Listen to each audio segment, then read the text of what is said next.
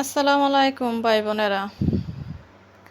দেখুন এই কাপড়ের পাহাড়গুলো, এই ঈদের পর এই কাপড়গুলো জমছে। আরও অনেকগুলো কাপড় ধুয়ে রাখছি, ওইগুলো আয়রন করতে হবে। তো প্রবাসে আসলে এই যে মেয়েরা খারাপ কাজ করে, আসলে কিন্তু তা না। মেয়েরা হালাল পথে ইনকাম করে। সব মেয়ে তো আর এক না, সব ছেলেরাও এক না।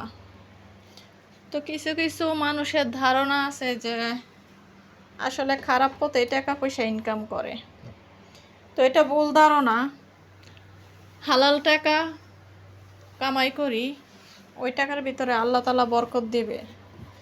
যদি আপনি হালাল পথে টাকা ইনকাম না করতে পারেন, আপনি যতই কোটি টাকা কামাই করেন না কেন, ওই টাকা বেশি দিন থাকবে না।